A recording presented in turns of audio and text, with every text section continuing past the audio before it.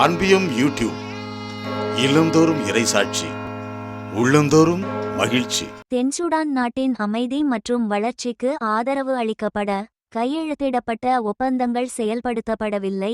இந்த ஒப்பந்தங்கள் 2024ஆம் ஆண்டின் இறுதியில் பொது தேர்தல்களை நடத்துவதாக இருந்த நிலையில் அவை 2027 பிப்ரவரி மாதம் வரை ஒத்திவைக்கப்பட்டுள்ளது குறித்து கவலை தெரிவித்துள்ளனர். தென்சூடான் மற்றும் சூடான் தளத்திறவை ஆயர்கள் தென்சூடானில் ஜனநாயக தேர்தல்கள் ஒத்திவைக்கப்படுவதால் நாட்டில் நிலையான அமைதிக்கான நம்பிக்கை ஏமாற்றம் அடைந்து வருகின்றது என்றும் புதிய அரசியலமைப்பு விரைவில் அறிமுகப்படுத்தப்பட்டு நாட்டின் நிலையான அமைதி மற்றும் வளர்ச்சி திட்டங்களுக்கு பன்னாட்டு சமூகம் தொடர்ந்து ஆதரவு அளிக்க வேண்டும் என்றும் அழைப்பு விடுத்துள்ளனர். தென்சூடான் மற்றும் சூடான் ஆயர்கள் நவம்பர் 22 வெள்ளிக்கிழமை எக்குவதோரின் கிட் நகரில் நடைபெற்ற ஆயர்கள் கூட்டத்தின் இறுதியில் ஃபீதேஸ் என்னும் கத்தோலிக்க செய்தி நிறுவனத்திற்கு பதிலளித்தபோது இவ்வாறு குறிப்பிட்டுள்ளனர். தென்சூடான் மற்றும் சூடான் தளத்திறவை ஆயர்கள் தென்சூடான் அரசுத் தலைவர் சல்வா கீர் மற்றும் துணை அரசுத் தலைவர் ரீக் மச்சார் ஆகியோரை எதிர்த்து 2013ஆம் ஆண்டு டிசம்பர் மாதம் முதல் நடைபெறும் உள்நாட்டு போரில் இருந்து வெளிவர நாடு போராடி வருகிறது என்றும் 2018ஆம் ஆண்டில் போரிடும் கட்சிகள் தென்சூடான் குடியரசில்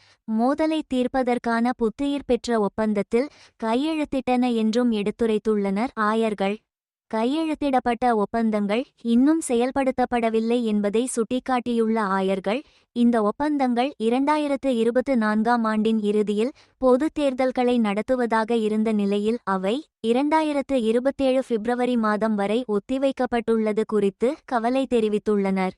தேசிய பாதுகாப்பு பணியின் முன்னாள் தலைவரை கைது செய்ய முயற்சித்ததைத் தொடர்ந்து தலைநகர் ஜூபாவில் நவம்பர் 21 வியாழனன்று நடைபெற்ற துப்பாக்கிச்சூடு நாட்டில் இயல்பு நிலை இல்லை என்பதற்கு சான்று என எடுத்துக்காட்டியுள்ள ஆயர்கள் 2023ஆம் ஆண்டு ஏப்ரல் 15 முதல் தொடங்கிய உள்நாட்டு போரினால் சூடான் நாடு சிதைந்து போயுள்ளது என்றும் தெரிவித்துள்ளனர்.